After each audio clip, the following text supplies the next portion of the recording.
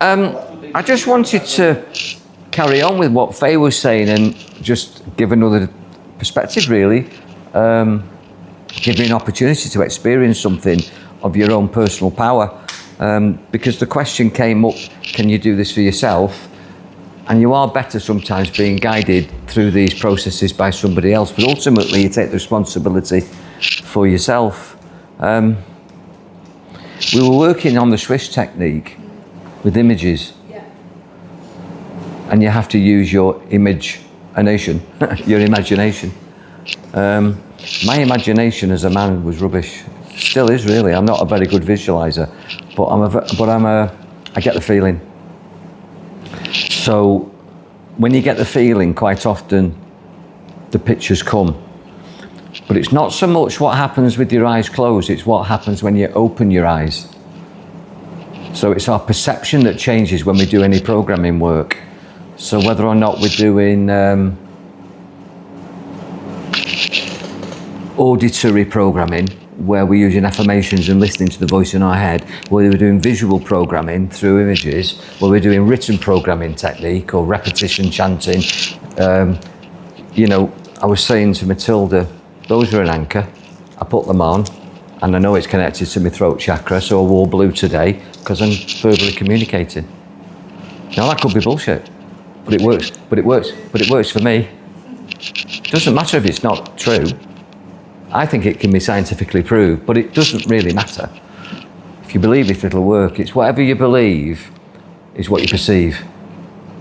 Now, when you start doing this Swiss technique, it's having the belief that this technique is going to work for you. But it is also scientifically proven that it will, because as you look to this hand, actually what actually happens is your eyes go this way, and as you look to this hand, your eyes go that way. And we have what's called sensory acuity, which are IQs. So if you look at somebody and you ask them what their name is, quite often they'll look up to the left because they're going up into the memories. So if you're asking somebody something that's true, then quite often they'll look up to the left. You watch a newsreader when there's not watching auto script, or watch an actor, or just watch people in life. When you ask them a question, where do their eyes go? If they go up to their left, which is your right, it's the truth. If they go up to their right, which is your left, they're fantasizing it. This is how the CIA, Scotland Yard, the police investigations know through sensory acuity how it works.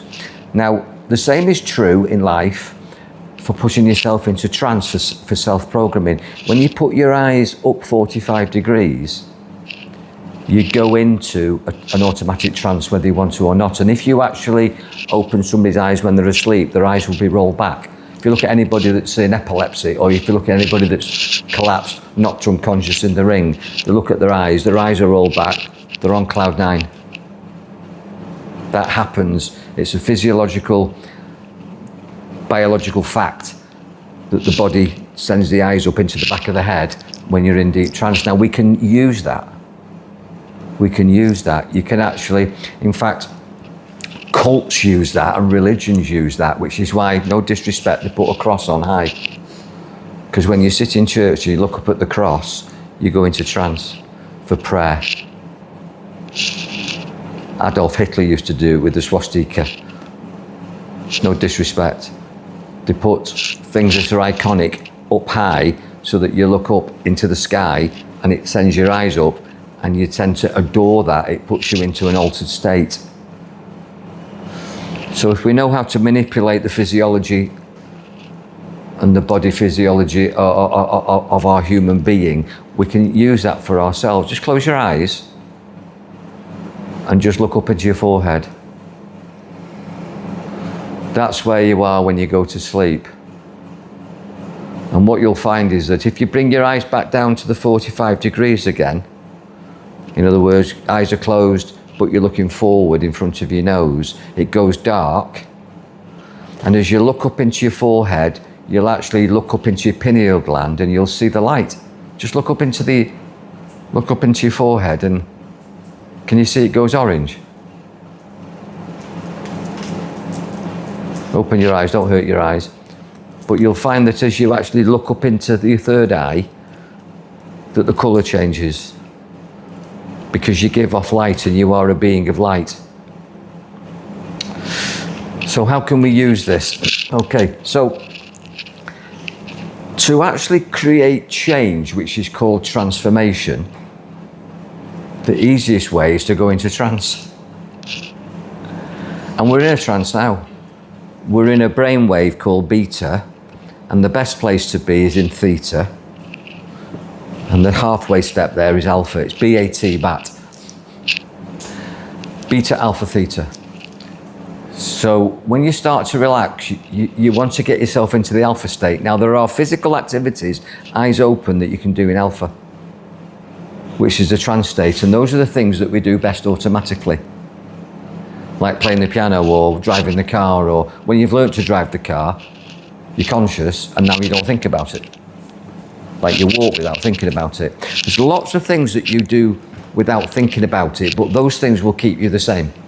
When you want to change, you've got to go back into trance and change them, because when you were a child and you learnt those things, you were in trance.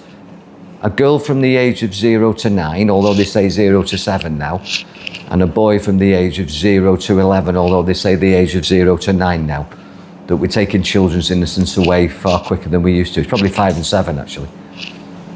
Girls develop quicker than boys, but you're born in a hypnotic trance. Your brainwave, the front part of your brain hasn't developed, therefore you run in different frequencies. And as you start to judge the world, and you learn fear and you learn criticism and you learn other things that are helpful and unhelpful, the brain develops and the brainwave changes and you learn less. You're not like a sponge absorbing all this information. We can get back to that childlike brainwave, that childlike innocence, not childish, very, very quickly. And then what we picture in our mind, if we hold that picture in our mind, we can experience it in the trance, but then when we open our eyes, our perception of reality changes straight away. We can become far more than we think we are by imagining it and then becoming it. It goes from thought to form. And it doesn't take 13 months. It will take 13 months for the molecules to catch up, but your experience will be that the world is different, that you're different. And you can have some fun with this, because you can actually test yourself and see how well you're doing.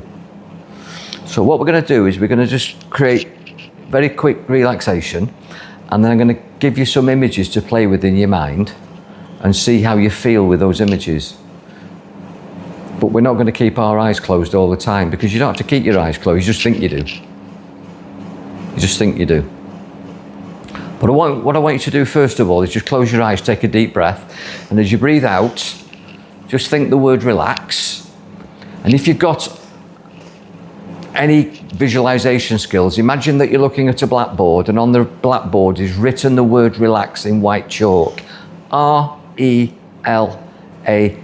Imagine now that you're sat in your old classroom as a child, looking at the blackboard, and the teacher is writing relax on the blackboard. RELAX.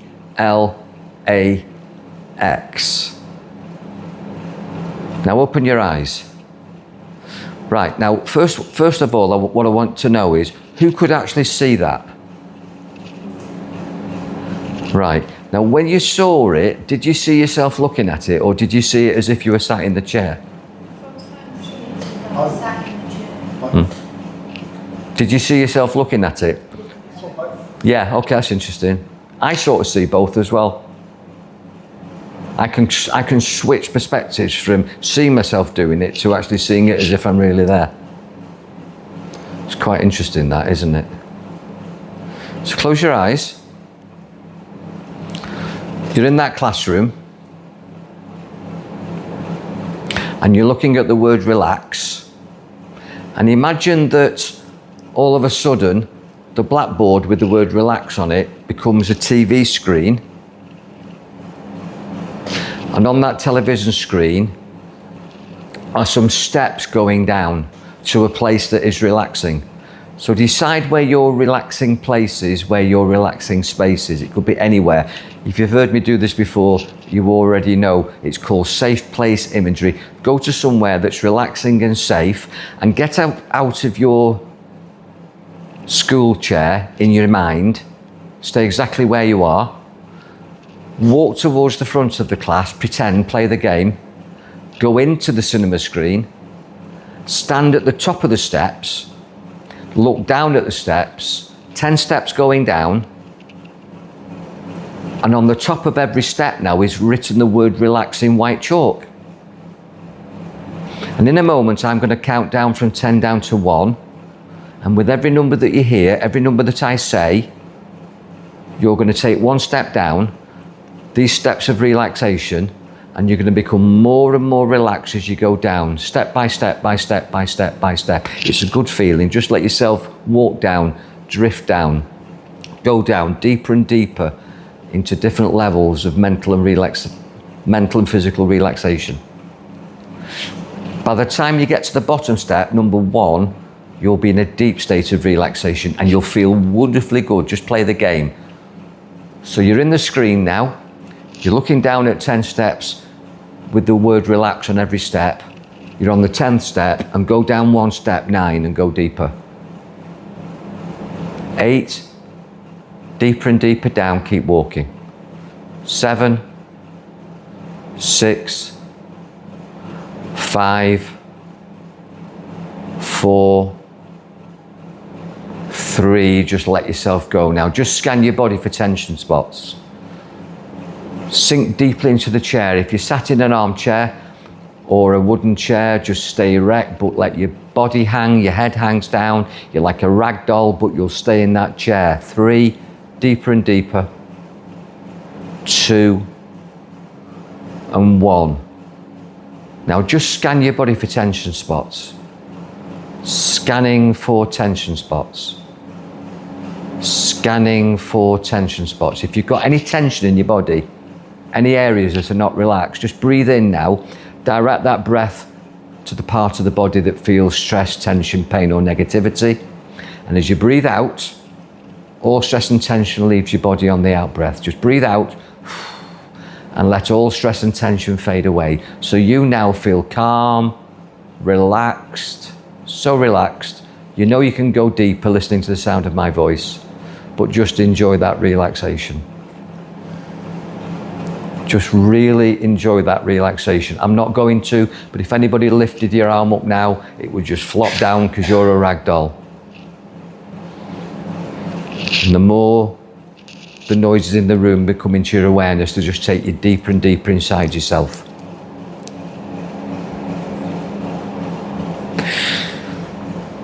Okay, so open your eyes. Now you'll get back there really quickly. Now, what is the opposite of relaxation?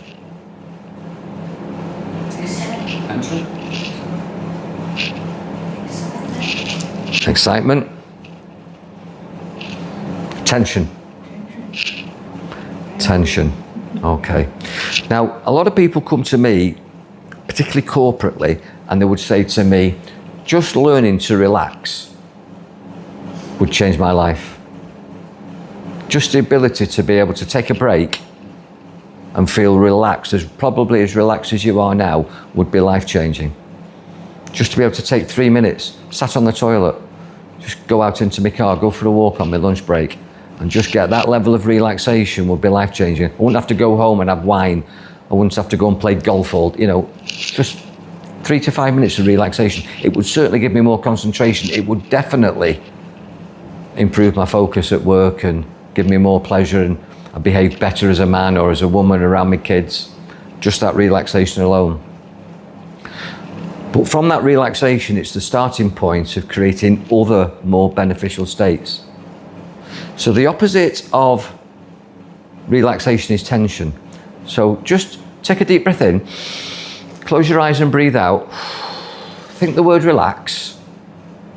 And what I want you to do is I'm going to actually help you do this, but I'm just going to get your arm and just get your arm. And imagine that arm there is stiff and rigid. Imagine, get the idea that it's a steel bar, and it's welded to your shoulder. It's a steel bar, it's stiff and rigid, keep it there. So that's a steel bar, stiff and rigid, really strong, strong fist, strong arm, strong shoulder, and it doesn't go down. Steel bar, stiff and rigid, it's stuck there, absolutely stuck, stiff and rigid, can't go down even if you wanted it to, and you don't want it to. Just visualise with your eyes closed that that is a steel bar or a piece of bamboo, anything that you want, stiff and rigid, steel bar, stiff and rigid as if you're punching, stiff and rigid steel bar, and it won't go down even if you wanted it to. It won't go down even if you wanted it to. While you hold the image that that is stiff and rigid, a steel bar, it can't go down. Steel bar, close your eyes. Get the image that that's a steel bar. It's actually welded to your shoulder. It's absolutely welded to your shoulder, stiff and rigid. Okay, so I've not gone to Rob, but keep your eyes closed and keep that stiff and rigid. And Rob, just come to me now. Just come out to me. Keep the image in your mind that that's stiff and rigid. And what I want you to do, I'm choosing Rob, who's the man. And what I want you to do is I want you to notice how stiff and rigid that becomes. That if you try and push that down, how stiff and rigid that is. It's quite stiff and rigid. Just go around and test them and really try to push it down and notice how stiff and rigid it is. Quite stiff and rigid, isn't it? You know what I mean? It's, I know. And actually, Pat's got a bad arm. Just try and push Matilda's down, stiff and rigid. Stiff and rigid. Now, while you're holding that image in your mind that it's stiff and rigid, go over there. The other thing that I'd like to sort of note out to you, Rob, is you try and hold your hand out there for too long, and it's quite difficult to actually do it. You know what I mean? It's quite a difficult thing to do. Now, what I find quite interesting, and I really love this effect actually, to be honest with you, that when you press down on somebody and it's stiff and rigid, that what actually happens, if you push down, it bounces back up. Look, I really enjoy that, that it bounces up. Okay, so keep that stiff and rigid and open your eyes. Just keep that stiff and rigid and open your eyes. Now, you don't have to have your eyes closed to keep that stiff and rigid. But what is interesting actually is if you want to go back from being focused, stiff and rigid, straight back to being relaxation, when I clap my hands, what you'll find is that your eyes will close down, your arm will drop down, you'll go loose, limp and lazy, and twice as relaxed as you were before. Okay, relax. Eyes dropped, eyes closed, drop your hands down, close your eyes and relax, go deeper. Just allow yourself to go deeper. Allow yourself to go deeper and deeper into relaxation. I'm going to play with two other particular images in your mind and just see how you get on with this. Because to the degree that you can imagine something is the degree that you can experience something. And if you can put that level of focus into your arm simply by visualizing that your arm is a steel bar, imagine thinking to yourself that I can remember anything, that I can remember names, numbers, facts and information, that my mind is a sponge and it just absorbs information. And when I squeeze my mind, I can get that information out. That would be a really good image to get, wouldn't it? When you're reading something or when you're studying something. Not that I can't remember everything and that I'm useless, that my mind works for me. So I want you to get your mind to work for you, and I want you to put yourself back into that classroom and relax. And the blackboard changes again now into a television screen, and I want you to go into the television screen and you're on a tropical beach. Find yourself on a tropical beach and it's 30, 40 degrees and it's getting hotter and hotter. Now, nobody's going to take the clothes off because that's not what we're doing this afternoon, but I want you to notice how hot you become, and it becomes so hot, the sun's beating down on you, that the only way that you can actually cool yourself down is to fan your face. Now get that feeling that you're getting so hot. Even the dog's shaking to get off the heat. And just pretend that you're fanning your face. Just pretend that you're fanning your face. In fact, if you want to, you can actually fan your face if you want to. Now what you'll find is that if you were to measure anybody in this state, their actual body temperature would have gone up. Now I want to change that scene instantly and put you on top of a mountain where it's -4 degrees. Get the feeling that you're on the top of a mountain now. You're on the top of Everest. You're totally safe, but it's -4 degrees. And it's cold. And it's cold. Absolutely. It's cold and it's shivering. And it's well, Matilda feels it. and it's -4 degrees. Interesting, isn't it? Interesting how the mind changes the body chemistry, changes the physiology. Super interesting. Super interesting. Now just open your eyes. Now you're not on a beach and you're not on the top of Everest. But I did notice there was a couple of people who actually had real effects with that. Yeah. Now I believe that what's worth doing is playing with your mind to expand the ability of your mind to create realities that you prefer rather than ones you don't prefer. So you were talking about what's your preferred future and what you're moving away from. And in my opinion, all this is a case of doing is getting an image of the preferred future, seeing it as faded on the television screen, because that was your metaphor of looking at the mobile phone, yeah? And looking at it there. Now, who actually saw, because I didn't, I get the feeling that I'm looking at the past, but I don't actually see it. So you got a physiological response. You started to shiver when it went cold. You started to fan your face when it went hot. A lot of people are a bit nervous, I know, and they don't particularly want to necessarily play all the game, but you don't have to. There's no rules to it. I just want you to experience how powerful your mind is when you actually put images in your mind and accept suggestions. Now, this is where it goes from what I said before, it's best to be guided with this. You can experience it by being guided, but what would you suggest to yourself? Hey? Guided. Guided. Oh, God. Guided. Sorry. When you're guided. We're guiding you with these suggestions. Some of these suggestions will work because you can play with them in your mind. Some of them won't work because you can't imagine it. But what would you imagine for yourself? You were given something before by Faye, which is an NLP technique, a Swiss technique, for a preferred image in your favoured hand.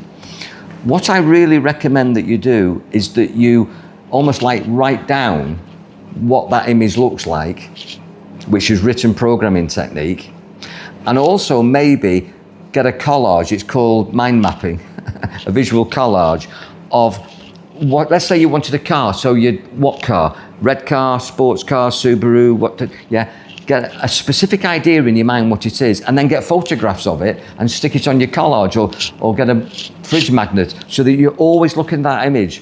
Don't forget that image, because the image in your mind is extremely powerful, It'll move you towards what it is that you're trying to achieve. So can I ask, Tara, can I get you to sit there? Can I get you to sit there, Matilda? Yeah, okay, let's just see, because you actually were quite good at visual. I'm not saying that you lot aren't, but this is a strange environment. Okay, thank you. Okay, cool. So what I want you to do is I just want you to